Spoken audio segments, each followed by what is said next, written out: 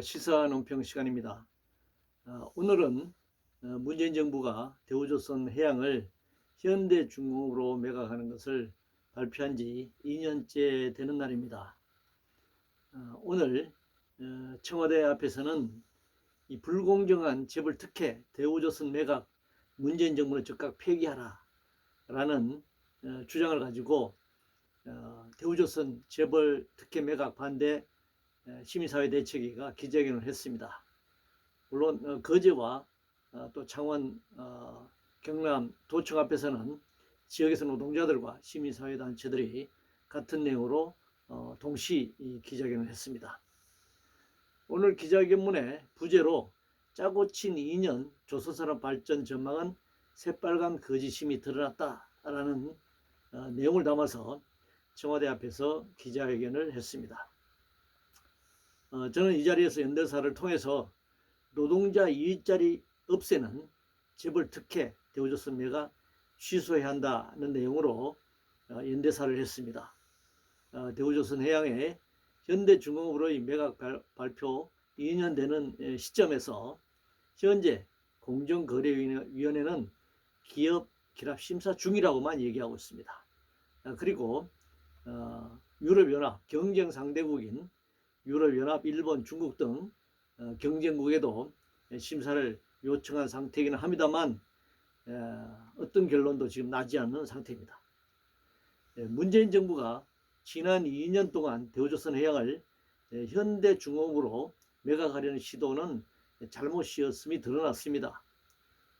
왜냐하면 조선 경기가 지금 회복되는 상황이고 대우조선에는 13조 원에 달하는 공적 자금이 투입된 공기업이기 때문에 조선경기 호전에 따라서 공적 자금을 투입해야 할 산업은행을 통해서 정부가 공적 자금을 투입해야 합니다. 국민의 혈세를 투입했기 때문입니다.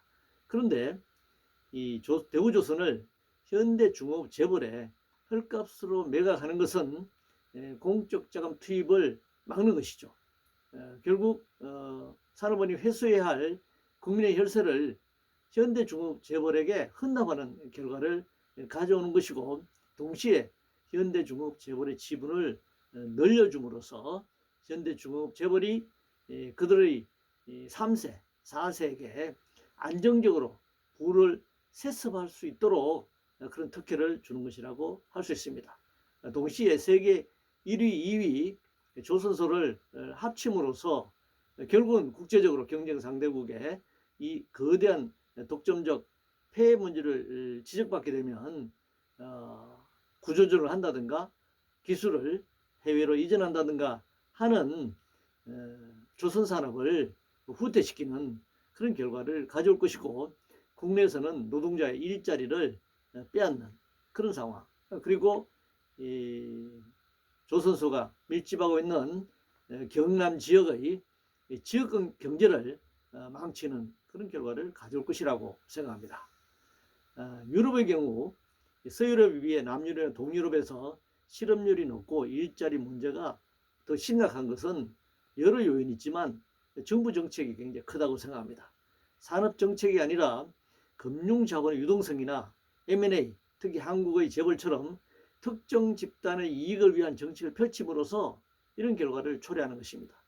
문재인 정부는 김대중 정부가 IMF 외환위기 극복을 명분으로 단행한 빅딜 등 구조조정 정책으로 인해서 엄청난 정리해고와 대량 실업을 발생시킨 것과 같은 방법으로 조선업종에 대한 구조조정을 단행하려 하고 있습니다.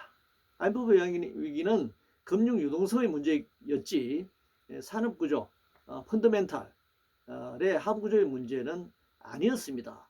한국 경제는 금융 유동성이 회복되자 아주 단기간에 경제가 다시 원상태로 회복된 것을 우리는 알 수 있습니다. 국채은행은 산업 정책 대신 금융 유동성에 초점을 맞추어 구조조정에 결안이 되어 있습니다.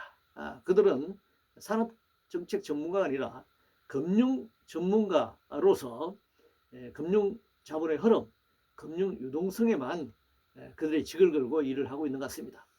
지금이라도 대우조선 해양의 현대중공업의 특혜 매각을 중단해야 할 것입니다.